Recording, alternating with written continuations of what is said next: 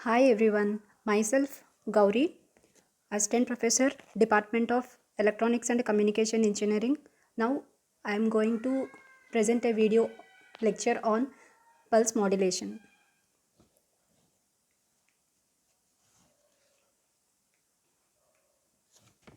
Now types of pulse modulation. Pulse modulation are two types: analog pulse modulation, digital pulse modulation. Under the types of analog pulse modulation, there are three types: pulse amplitude modulation, that is called as PAM. Next, pulse width modulation, PWM, pulse position modulation, PPM. And another type under pulse modulation is digital pulse modulation. Again, there are three types: PCM, pulse code modulation; DM, delta modulation; ADM is called adaptive delta modulation. Now, in this lecture, we will discuss the types of analog pulse modulation. Now, representation of pulse amplitude modulation, width modulation and position modulation signals. So in this slide we will observe the waveforms of modulating signal x of t. From this input signal we take the samples by using sampling theorem. The PAM signal is obtained. PAM signal means pulse amplitude modulation. It means that the amplitude of the carrier signal is varying according to the modulating signal. So here we consider the modulating signal is continuous time signal, that is x of t, and the carrier signal we consider is pulses. Now the second type is pulse width modulated signal. Means we'll observe that waveform in the third signal.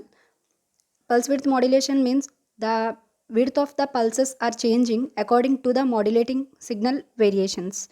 And the last waveform represents pulse position modulation. So here the position of the pulse is changes according to the modulating signal variations. So again I will repeat about pulse position modulated signal means the last graphical representation. Here the position of the pulses are varying according to the modulating signal. Here the amplitude and width of the pulses are constant.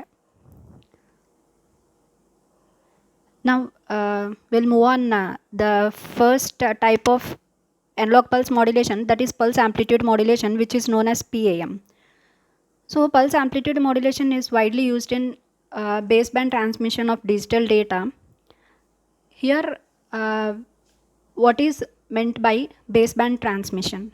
It is one of the type of transmission, means message signal is generated from the information source is known as baseband. The baseband signal is transmitted directly. It is known as baseband transmission. It is preferred at low frequencies and for short distances. Another transmission type is if the modulated signal is transmission over the channel, that is known as band pass transmission. So here our pulse modulation comes under baseband transmission. So now it is having been largely superseded by pulse code modulation and more recently by PPM, pulse position modulation.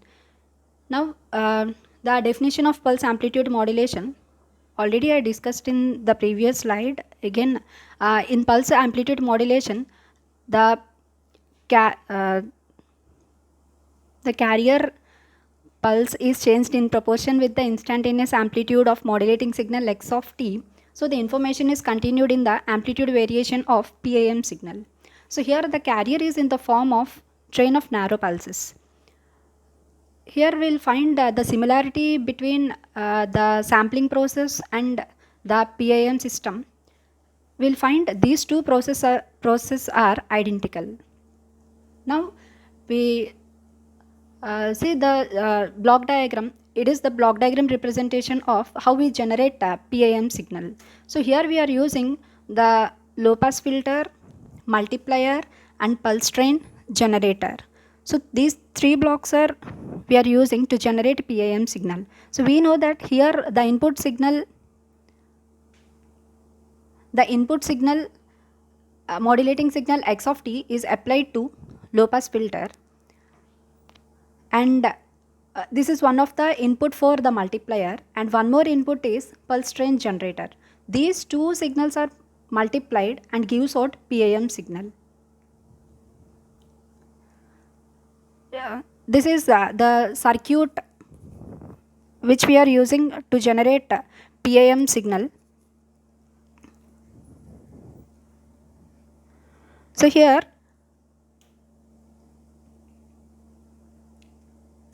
we are using two FET transistors. One is G1, acts as sampling switch. Another FET transistor is G2, that is discharge switch. So here we are applying the modulating signal X of t to the sampling switch, and we take the output across the capacitor. Now we will see how this circuit generates a PAM signal. So the circuit operation or the output signal is mainly depends on the function of two FET transistors, that is G1 and G2. So here the sampling switch is closed for a short duration by a short pulse applied at the gate G1 of the transistor. During this period, the capacitor quickly charged up to the voltage equal to the instantaneous sample value, means this one. So here simultaneously observe the waveform also. So here X of t, this is the signal, and the capacitor is charges up to this value. Now the sampling switch is opened and the capacitor C holds the charge. Now the discharge switch is then closed by a pulse applied to gate G2 of the other transistor. Due to this, capacitor C is discharged to 0 volts. The discharge switch is then opened and thus capacitor has no voltage. Hence the output of the sample and hold circuit consists a sequence of flat top samples like this. So this is flat top type of PAM signal. Now the types of PAM signal. So here we can observe the single polarity PAM and the double polarity PAM. Now the modulating signal, which is a continuous waveform, and the carrier here we are using is pulse because it is pulse modulation. Now double polarity PAM. Double polarity PAM means the waveform exists in the positive side as well as the negative side. So that is called bipolar PAM or double polarity PAM. Now if the modulating signal is added with some DC value, now this entire waveform is shifted towards the positive side. Now we will take the samples from that type of signal. The entire waveform is appeared at the positive side only. This is called single polarity PAM or unipolar PAM signal. So now we will discuss the demodulation of PAM. We know that in communication channel, the transmitter performs modulation operation and the receiver performs demodulation operation. So here the demodulation means we have to detect the original input signal from the modulated signal. So in previous slide we generated the PAM signal. In this we have to detect the modulating signal from the PAM waveform. So here we are using one circuit diagram that is called holding circuit. Some along with the output waveforms. Now see how this circuit generates the modulating signal.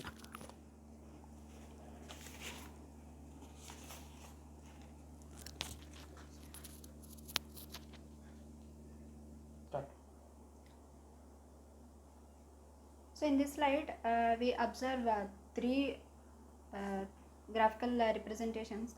This A indicates the holding circuit. We are using this circuit for detecting the PAM signal. So here we are using one sampling switch along with the capacitor. So the input to the sampling switch is pulse amplitude modulate PAM input, and we collect the output across this capacitor. the output of this circuit is shown in the figure B and figure C. Here the switch S is closed after the arrival of the pulse and it is opened at the end of the pulse. In this way, the capacitor C is charged to the pulse amplitude value and holds this value during the interval between two pulses. Hence, the sample values are held as shown in the figure C. After this, the holding circuit output is smoothened in the low pass filter. So now this dotted line represents the output of the low pass filter. It is nothing but our recovered modulating signal. Now we'll discuss the drawbacks of PAM signal. We know that this is the first type of pulse amplitude modulation. So here the PAM signal requires large bandwidth and the interference of noise is maximum because the amplitude of the modulated signal is varies. So there is a more chance of addition of noise at the peaks of the amplitudes. And the next one is the peak power required by the transmitter is also varies because the amplitude of the pulses are varying.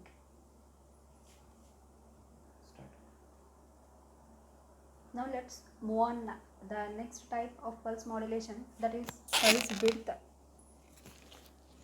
pulse width modulation. So now what is pulse width modulation? The width of the pulses is changed accordance to the modulating signal. So here the amplitude and position of the pulses are kept constant. Here we discuss how to generate PWM signal.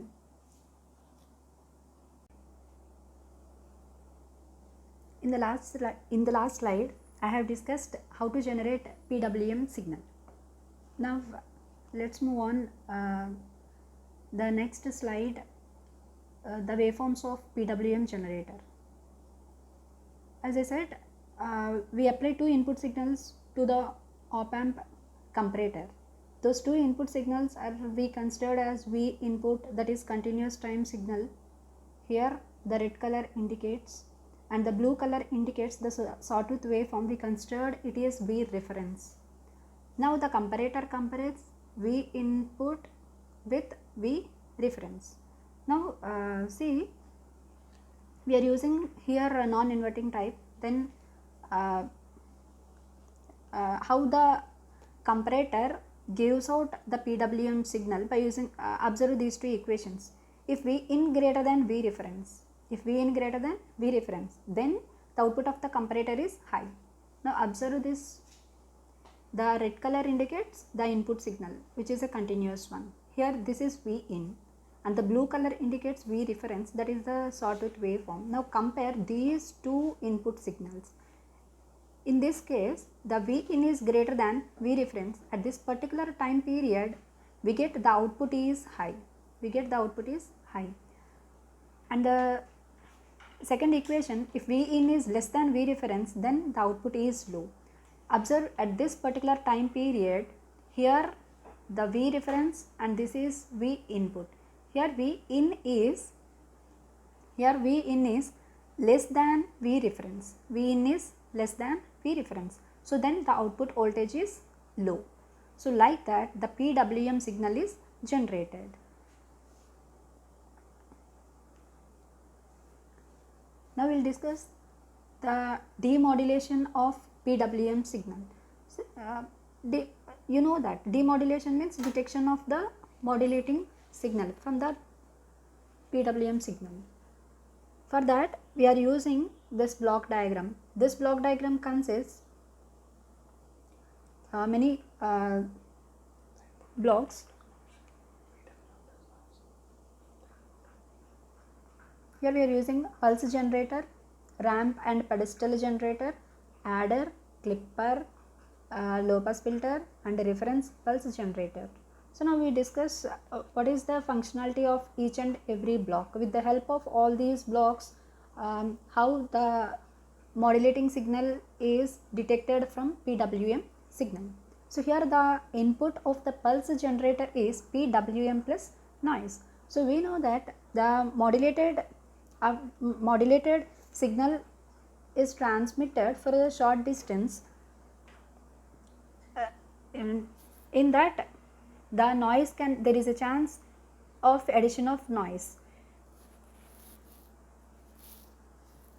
So this pulse generator removes this noise. Here we can use the Schmitt trigger to eliminate the noise. Now the output of the pulse generator is cleaned PWM signal.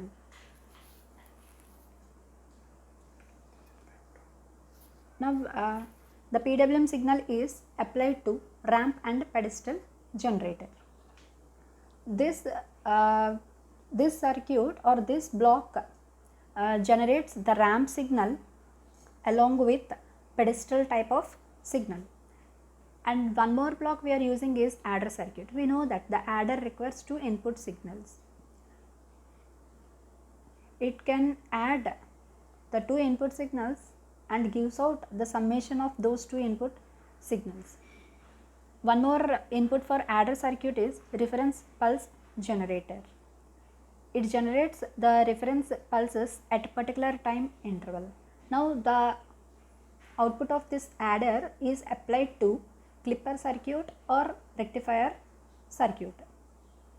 Now that is given to low pass filter, and the output of low pass filter is the modulating signal. So in this waveform we can observe the detection of pulse modulated signal. So this is the graphical representation of PWM waveforms. In the last slide we have observed the block diagram of PWM, block diagram of demodulation of PWM. There we are using several blocks.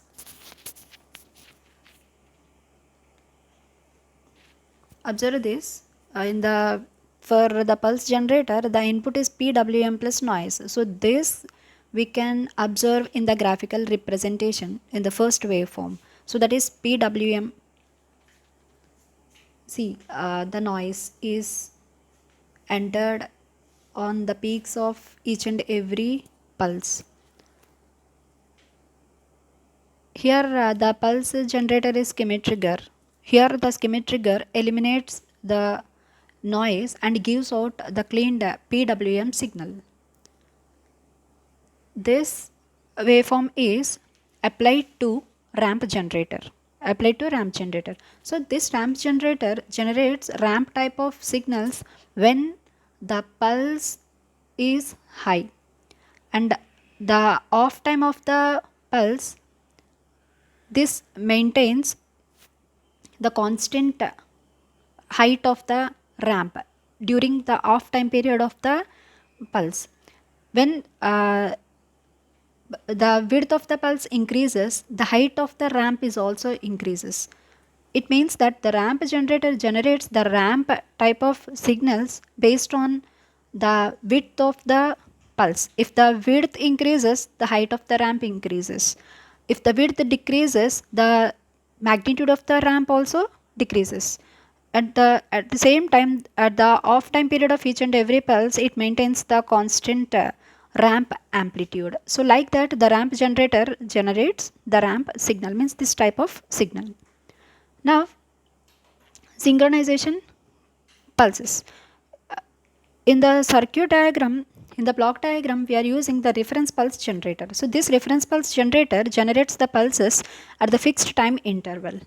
So now one more block we are using adder circuit. So the two inputs for this adder are the output of the ramp generator and the synchronization pulse. These two are added and appeared as the output at the adder circuit like this. So at each and every time interval, the corresponding amplitudes are added and the output is generated like this. Now one more block we are using, that is clipper circuit. Clipper circuit. So this input becomes this signal becomes the input for the clipper. The function of the clipper is it removes the unwanted signal. So here we want the modulating signal. So from this output of the adder, it is given to level shifter. Means the level shifter means addition of some DC voltage. It may addition of DC voltage.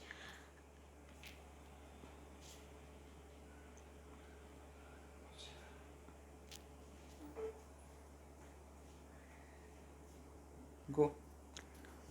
Sorry for the technical issues. In the sixth waveform, that is output of level shifter. So here the level shifter means it shifts the waveform towards the negative level. Then that is given to the clipper circuit. So the clipper removes the unwanted portion, means the part of the waveform which is appeared in the negative side, that is clipped off, and it generates the waveform in the positive side. So this signal represents shifter is given to the clipper circuit. So the clipper clips off the unwanted portion. It gives out the signal which is appeared at the positive side. It is nothing but the PAM signal. So here one thing we have to observe. In the demodulation process, the PWM signal is converted into PAM signal. Now with the help of the demodulation of PAM, means there we are using holding circuit. The same circuit here also we have to use, means this PAM signal is applied to PAM demodulator circuit. From that we can get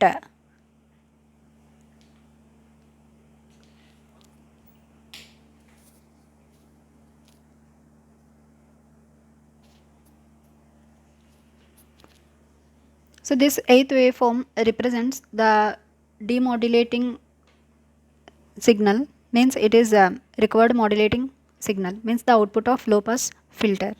In this way we can demodulate the modulating signal from PWM.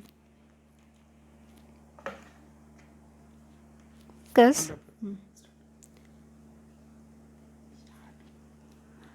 now we will discuss the advantages and disadvantages of PWM. As I said, there is a drawback of PAM, that is the interference of noise is more in PAM. So that thing we can overcome in this PWM signal. So the advantage of PWM is, unlike PAM, the noise is less. Means we can eliminate the noise which is entered in the peaks of the each and every pulse. And the next advantage is signal and noise separation is easy. Means with the help of squeamic trigger we can eliminate the noise from the PWM signal. So there is another disadvantage, because here also the width of the each and every pulse is varied. So the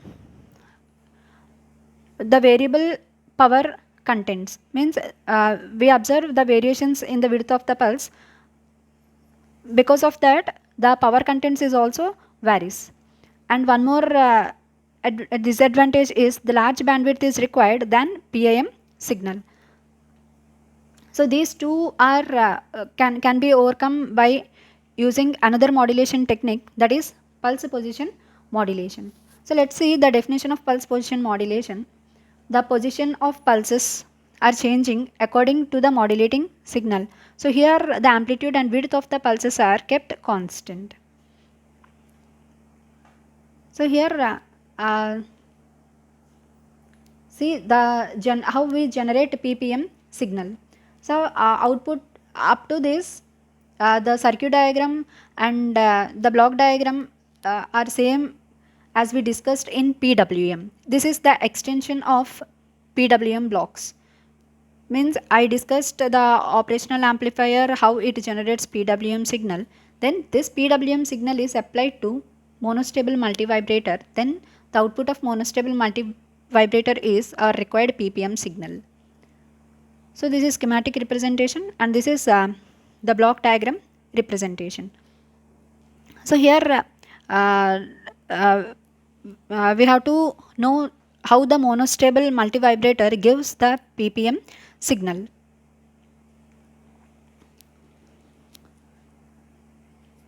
We know that the comparator gives out two output voltages, one is high and another is low.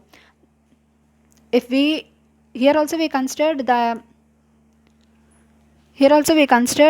the input is the modulating signal and V reference is sawtooth waveform. We can compare these two waveforms. According to that, it gives out the output voltage that is high and low. Now this PWM waveform is given to monostable multivibrator. So we know that the function of monostable multivibrator is at each trailing edge of PWM signal, the output goes high and remains for a fixed time, which is decided by the RC components which we are using design in monostable multivibrator.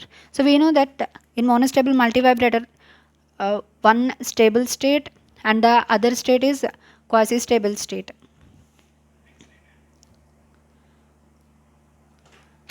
So in the output, in this slide, we'll observe the output waveforms of PPM signal. So now the PWM signal is applied to monostable multivibrator. At each trailing edge of this pulse, the monostable multivibrator, output of monostable multivibrator is high for it remains constant for some time, and it uh, it jumps from high level to low level. Up, it maintains this. It is a constant one. It is a constant state. Again, it has to changes its state at the next trailing edge arrives. At this, again the output of monostable multivibrator goes high and it remains constant for fixed time, and it jumps from high state to low state. So like that, the position of the signal is changes. Here this dotted line represents the reference points. One thing we have to observe, when the modulating signal increases, the width of the pulses are also increases. At the same time, the position of each and every pulse moves away from the reference level, and the modulating signal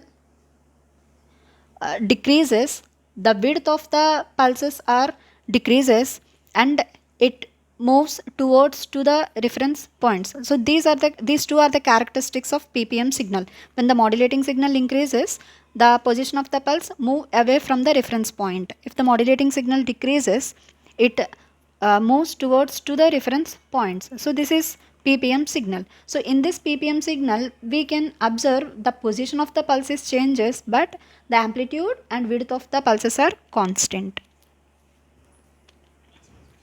So we discussed this characteristics of ppm. Now see the demodulation of ppm signal. So this is different from the PWM demodulation and PAM demodulation. Here we are using RS flip-flop, which is sequential circuit. So here in this demodulation, first the ppm signal is converted into PWM signal. Then that PWM signal, with the help of PWM demodulator, from that PWM signal we can recover the modulating signal. with the help of RS flip-flop, we can get the PWM signal. So here we are using two pulse generators. So one pulse generator is using to remove the noise, and another reference pulse generator is produces reference pulses for pulses at each and every fixed time interval.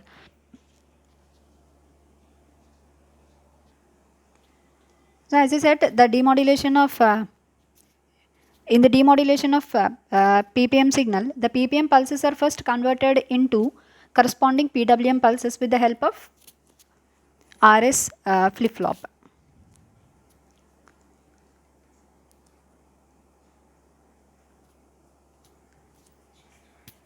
Sorry, SR flip-flop. So flip-flop circuit is set or turned on when the reference pulse arrives. This reference pulse is generated by the reference pulse generator. Flip-flop circuit is set or turned on when the reference pulses arrives. This reference pulse is generated by the reference pulse generator of receiver with the synchronization from the synchronization signal from the transmitter. The flip-flop circuit is turned on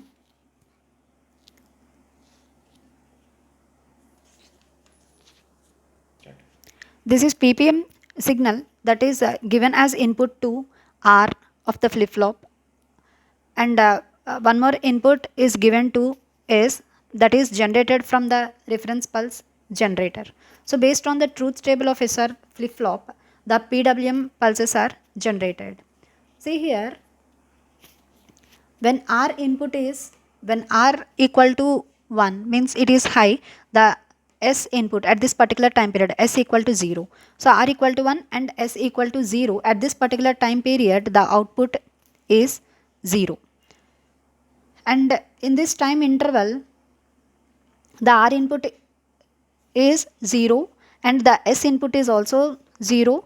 Now the output of the flip-flop is no change, means it maintains the previous value, it is 0. So at this time interval, the output is 0.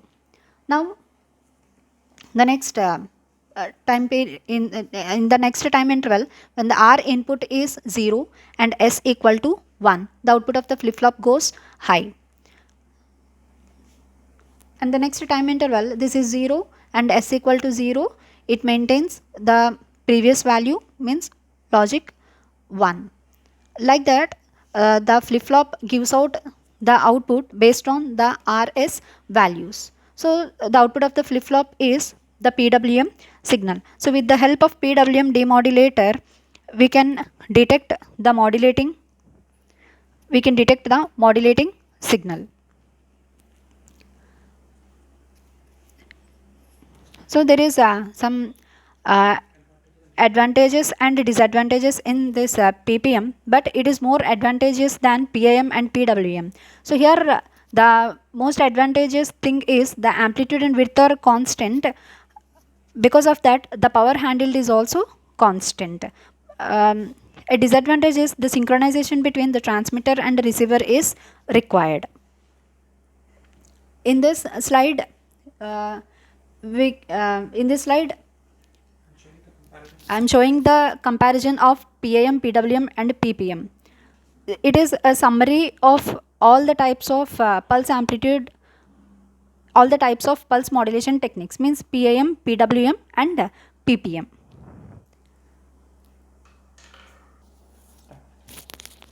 Hope you get a clear understanding of pulse modulation techniques. Thank you.